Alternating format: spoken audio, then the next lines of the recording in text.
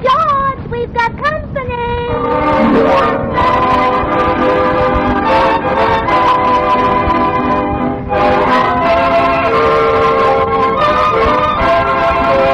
This is Bill Goodwin, speaking for Lever Brothers, makers of Swan, the new white floating soap that's pure as fine Castile. Well, it's Tuesday night again, time for another pleasant visit with George Burns and Gracie Allen, and their guest, the star of the Metro-Goldwyn-Mayer picture, Madame Curie, Walter Pidgeon, with Jimmy Cash, Felix Mills, and his orchestra. And now, meet the people who live in the Burns house, George and Gracie.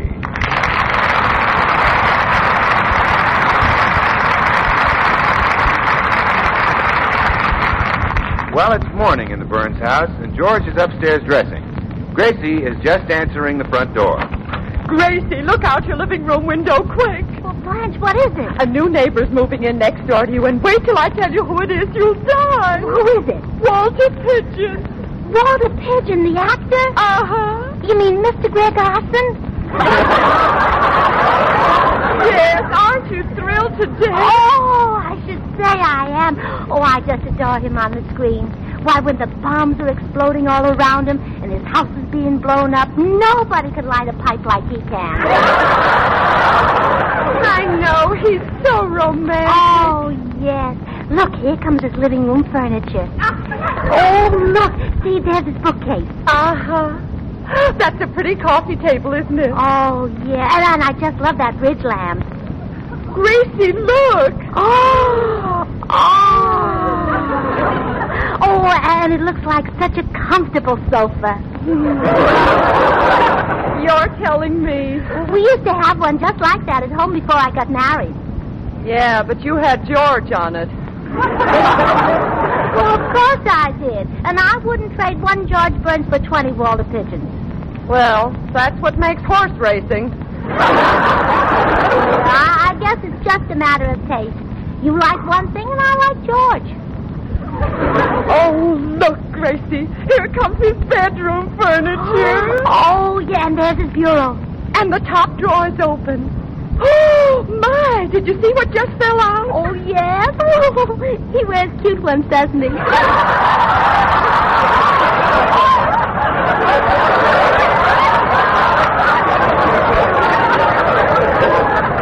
Oh, yes, they are cute. Oh, I've been dying for George to get some like those. He wears the long, droopy kind.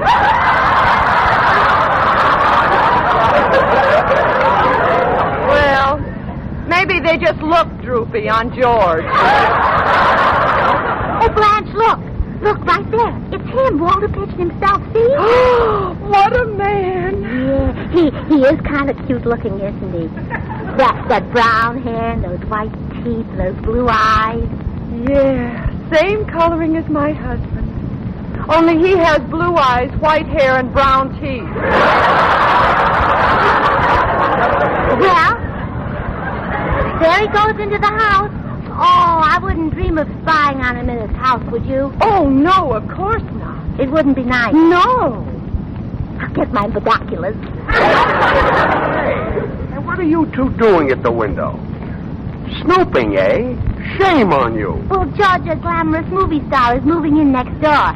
I was just going to get the binoculars. Movie star? Well, I'll get the binoculars. Who is she? Walter Pidgeon. Snooping, eh? Shame on you. Well, I think I'll be running along, Gracie. It was wonderful seeing Walter Pidgeon so close up. Well, glad you enjoyed it, Blanche. Give my regards to your husband. I will, Gracie, if I ever decide to go home again. Come away from that window, sweetheart. Ah, jealous, huh? No. Should I be? Oh, of course not. Why, you're much better looking than Walter Pidgeon. Oh, now, Gracie. Oh, I mean it, George. Well, when you smile and your nose wrinkles up, it's just too cute for words. Really? Yes. It's even cute when you stop smiling and it just hangs there.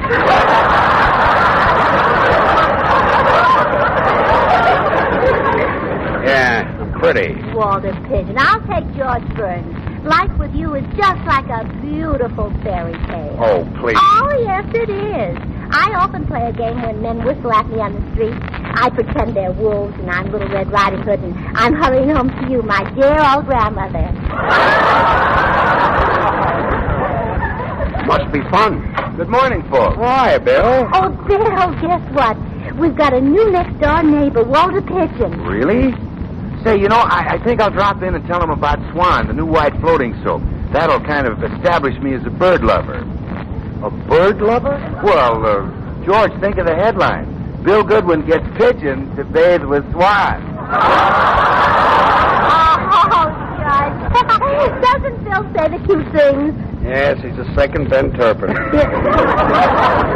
Well, of course, I'll tell him that Swan's not only great for his bath and for his hands and face, but it's great for bathing a baby and perfect for dishes and light laundry.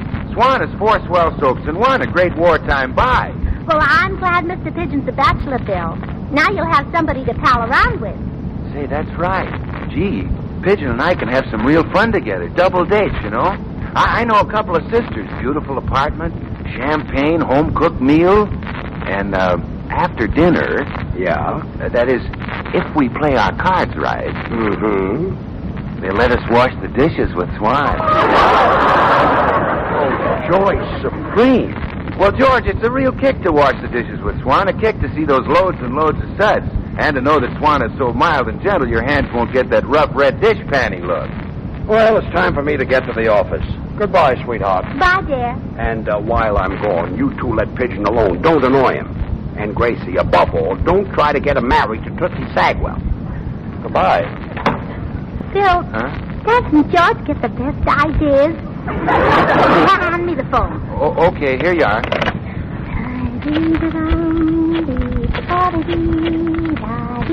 Hello? Hello, Tootsie? Tootsie, this is Gracie. Now, listen carefully. How would you like to marry Walter Pidgeon? Tootsie! Tootsie! Oh, dear. What happened, A Gracie? short circuit. I guess she drooled on the wires.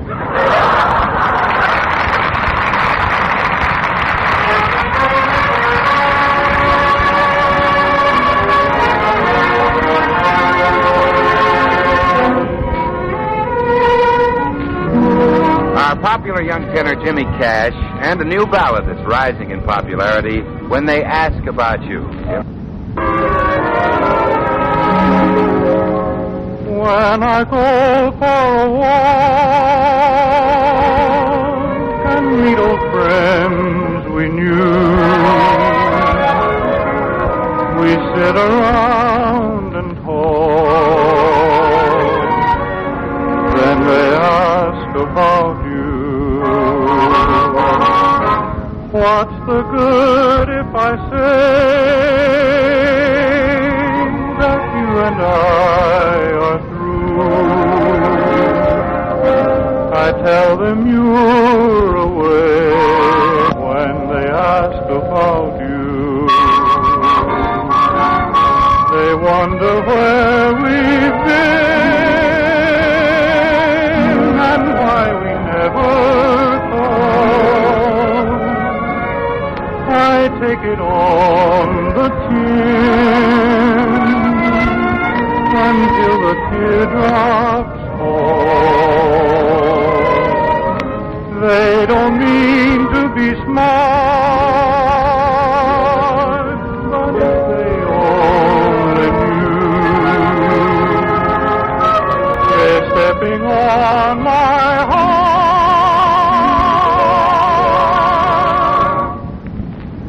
when they ask about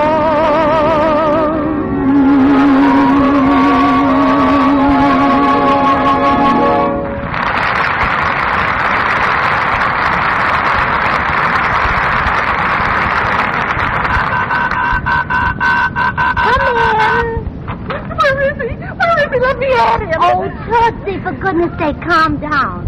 The way you act, Walter Pidgeon wouldn't even speak to you. Oh, I don't care. I'd be satisfied just to squeeze him and listen to him grunt. Now, Tootsie, that's just why we've always failed before. You rush men so. Now, this time I have everything planned. Well, Gracie, how are you going to get him to propose? Well, I'm going to put him under obligation to me. How? Well, neighbors borrow things, don't they? Yes. Well, I'm going to lend him an egg, and then he'll have to do me a little favor and marry you. Oh, that's a wonderful idea. Thank you, Tootsie. Now, I'll take an egg and be on my way. And don't worry, in no time at all, you'll be Mrs. Tootsie Walter Stagwell Pidgeon.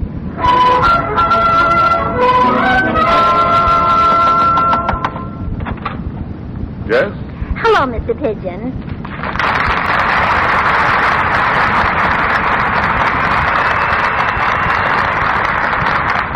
I'm Mrs. Burns, your next-door neighbor. Would you like to borrow this egg?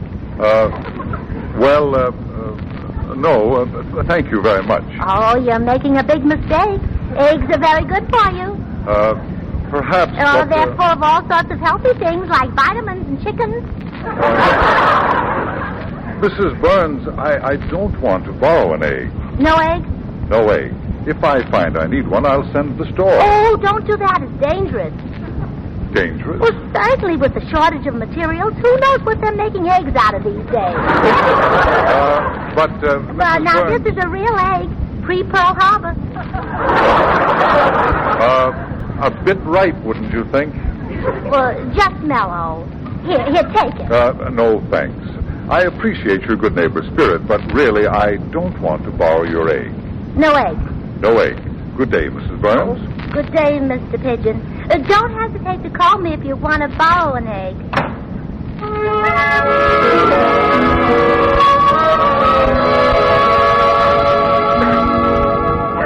Gracie, any luck? Oh, darn it, no. I couldn't lend him a thing. He seems to have everything. You said it. And I thought sure I could tempt him. Well, Tondaleo didn't have any trouble tempting him. Oh, Tondaleo, that native girl in white cargo. Yes, the one who wore the sarong. Oh, so that's what he likes. Oh, aren't men beasts? Yeah. Lovely, lovely beast. Tondaleo, huh? I'll be right back.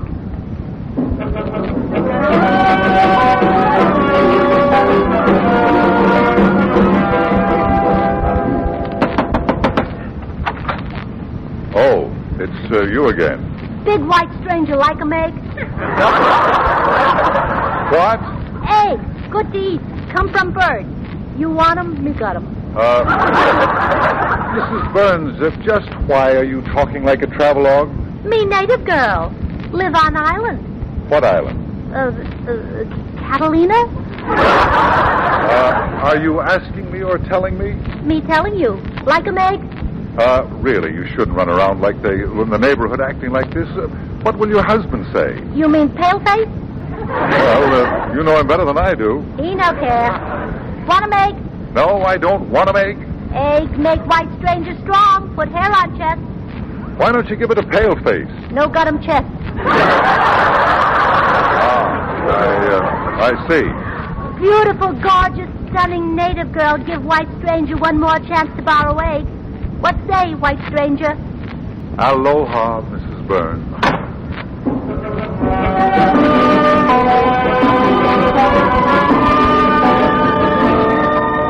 Well, did it work? Oh, no, Tootsie. I guess he's tired of Tondaleo. Who else has he been running around with? Well, Mrs. Minifer. Oh, yes. He borrowed from her. They used to be married. Sure. Let me see. She was English, wasn't she? Uh-huh. Well, I'll be right back, Tootsie.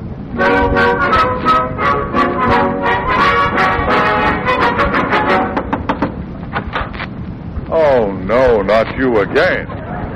Are you there? What? Are you there? Well, don't you see me? The Fargo boy. Thick as consomme. Can't see my jolly old digits in front of my jolly old puss. Are you British now? Rightfully. Care to borrow a spot of egg? Oh, that egg again. No, I don't want it. Delicious with crumpets and a cup of petrol? No, thanks. I like my petrol without egg. Amusing chaps, you Americans. Mrs. Burns, why are you working so hard to get me to borrow that egg? Because you blimey well needed, old cricket. You look a bit pico today. Pico? Yes, tired as an old tea bag. Beastly jolly, eh, what? More beastly than jolly. But I definitely do not want the egg. Now, if you don't mind... Cigarette. What? Cigarette. Thank you. Thank you. Mitch. Thanks. Thank you. Egg. No. Cat. Mrs. Burns, once and for all, I don't want to borrow an egg. Now, cheerio. Are you there?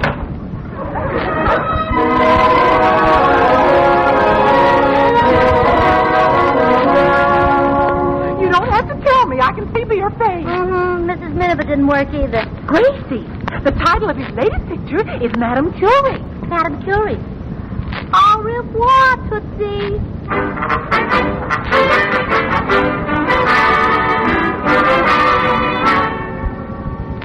I left the door open. What is it this time? French. French? Yes. Oh, no. Oh, yes. Would Yankee like to borrow law egg? All right, Mrs. Burns, you win. Give me the egg. There. Well, now that I've done you a favor, will you do a little favor for me? What is it? Drop over to the house and marry my girlfriend. Marry your girlfriend? Yes. Right now? Yes. You don't believe in long engagements, do you? No, will you marry her? No, thank you. Well, that's gratitude for you. After pestering me all day to borrow an egg. Yeah. I did hound you, didn't I? But the answer is still no, even if you throw in a rasher of bacon. Well, Mr. Pidgeon, won't you at least come over and meet Tootsie? No, thanks. Say, is this Tootsie between the ages of 20 and 35? Yes. Has she had at least 2 years of high school? Oh, yes, at least 2 years in each class. I think I would like to meet Tootsie. Oh, good. Well, come for dinner at 6 o'clock. Very well, I'll be there. Oh, dear. With an extra dinner guest now, I'll need another egg. May I borrow one from you? Oh, yes, I just happen to have one on me. Oh.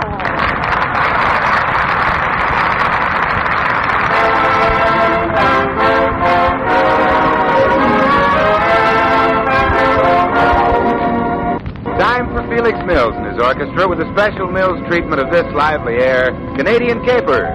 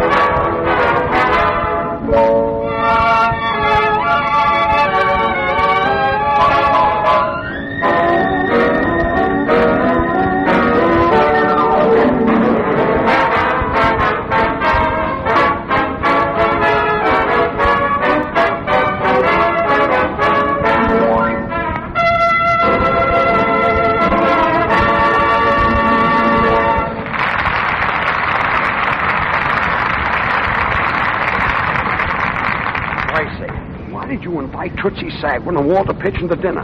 didn't I tell you not to annoy Pidgeon with that broken-down dame? Didn't I tell you that Tootsie should... George, please, remember your appendix. My appendix has been taken out for 5 years. Well, poor Tootsie hasn't been out for 10. Well, never mind. You're calling this dinner off. All right, if you don't want to sing in pictures. Tell Pidgeon you... What was that? Mr. Pidgeon is coming over just to hear your voice. Oh, so that's it, huh?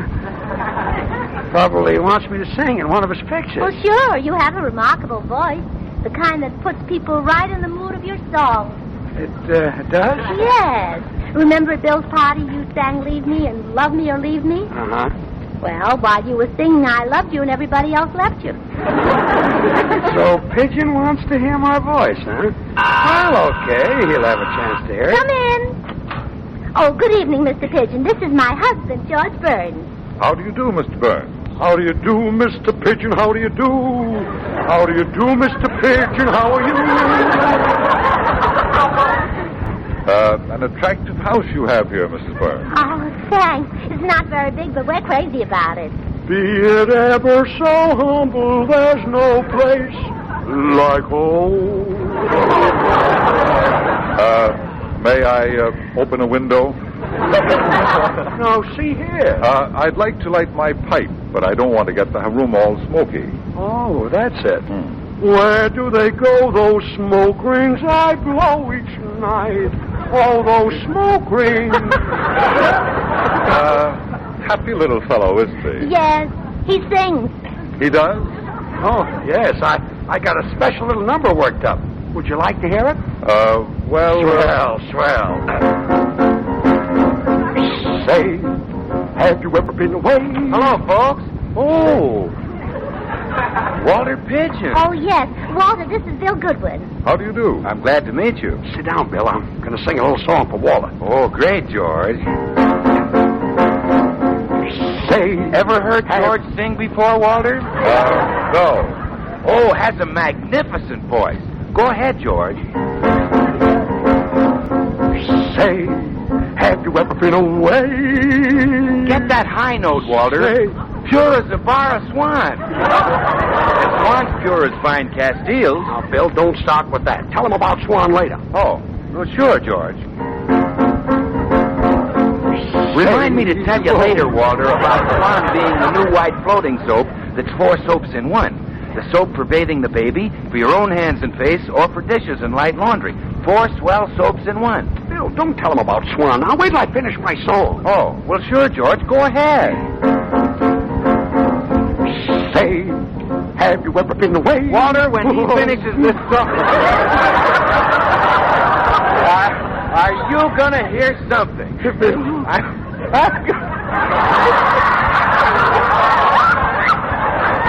I'm going to tell you why so many doctors recommend Swan for bathing the baby. Because it's so mild, it's kind even to a little baby's tender skin. And since Swan is so mild, it must be swell for your hands and face, your complexion. Look, Walter, do you want to hear Bill talk about Swan soap, or would you rather hear me sing? Bill, I understand Swan breaks in two. Oh, no. You're absolutely right, Walter. Swan does break in two, so you can put half in the bathroom for your hands and face tub or shower, and half in the kitchen for dishes and light laundry. Are you through? Yes. Now, if you open your yap once more, I'm going to throw you out. Say, have you ever been away? George. Say, George. Oh.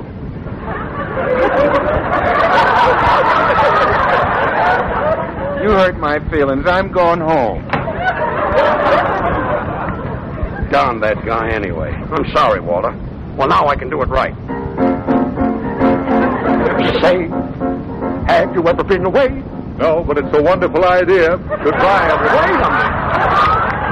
Wait a minute. After all, you came over here to hear me sing. I came over here to hear you sing. Whatever gave you that idea? Gracie, didn't you tell me that... My dinner's ready. I can smell the water boiling. Walter, what did you come over for? Well, I'm very interested in a girl named Tootsie Sagwell. Walter, things can't be that bad with you. You don't understand, George. I'm doing some special recruiting for the Waves. Oh, Oh, you want Tootsie to join the Waves? Of course. And from what your wife told me of her, she loved the Navy. She already does. It's the back door, dear. I'll answer it. Am I late? Is he still here? And how do I look? No, yes, and peculiar. What have you done to yourself? Well, I said to myself, Tootsie, what's Greer Garson got that you haven't got? So I bought a red wig. Oh, it's simply marvelous. Honestly, if Greer Garson didn't look the way she looks and you didn't look the way you look, nobody could tell you apart. Oh, how wonderful. Oh, where is Mr. Pidgeon? Let me add him. Oh, right in here. Well, Walter, I guess I don't have to tell you who this is. Of course not. Hello, Harpo.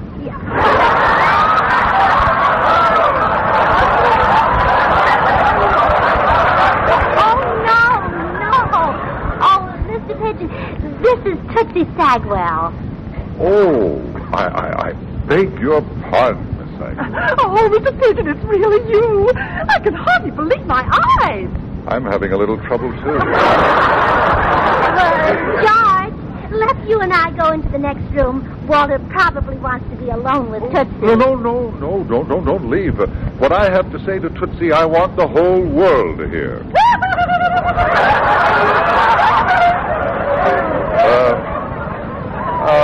May I ask you a few questions, Tootsie? Oh, sure. Are you between the ages of 20 and 35? Uh-huh. Oh, does she have to tell you how far between? No. That's all right. And you're single, naturally? Naturally. Naturally. Naturally. Yes, naturally. Although that doesn't matter. If you were married and had no children under 18, you'd still be eligible. I would? Sir? Now, Tootsie, I want you to understand the problem. Every day, more and more sailors are leaving their posts to carry men and materials overseas. The situation is really desperate. You're telling her. Oh, gee, Mr. Pidgeon, imagine you picking me out of all the women in this country. Oh, I don't want only you, Tootsie. I want thousands of women. Thousands? Mr. Pidgeon, don't you think you're biting off a little more than you can chew? I'm not asking anything for myself, Gracie. It's for Uncle Sam. Oh, well, I like that. Let your uncle get his own women. Walter, you better explain just what you want Tootsie to be. Why, a wave, Tootsie, of course. A wave? Yes, and every woman who is eligible should join. It's a fine way to share the experiences and adventures of her fighting brothers and friends who are now in the armed forces. Oh, all right. Tootsie can become a wave and a bride on the same day. Bride? Well, yes. Now, let's eat before the ceremony. You don't want to marry Tootsie on an empty stomach. I certainly don't, or any other way. Well, you will before I'm through. As long as you live next door to me, I'll be at your house every single day until you decide to be more neighborly. Well, in that case, Mrs. Burns, I'd better run along. I have to get up very early tomorrow morning. Oh, really? Why? It's moving day again. Goodbye. George and Gracie will be back in just a moment. Friends, we have as our guest next week lovely Loretta Young, and the following week, Charles Boyer. And now, before George and Gracie return, I've time to remind you that you can't be too careful when it comes to choosing the soap for your baby. So better think twice and choose Swan. Lots of doctors and nurses recommend Swan. They know it's pure as fine Castile. And they know, too, that Swan is mild, so gentle, that it will not irritate your baby's skin. And look, it's just good common sense that if Swan is that pure, that mild, well, you just can't get a finer soap for your own complexion now, can you? Think it over. I'm sure straight thinking will lead you to Swan, the new white floating soap. Well, here again are George and Gracie. Ladies and gentlemen, our Navy has a tremendous job ahead of it, and we women should be proud that we've been given a chance to do our share. The need for wave recruits is urgent. Every girl who is eligible and who is not now working in a war plant should talk about the waves with a Navy recruiting officer, or she can write to Waves, Washington, D.C., and ask for a free illustrated booklet, The Story of You in Navy Blue. Do it now, without delay. Good night. Good night, all. Remember George Burns and Gracie Allen, CBS next Tuesday night. Now till next week, this is Bill Goodwin saying, well, I Swan, how about you? Good night.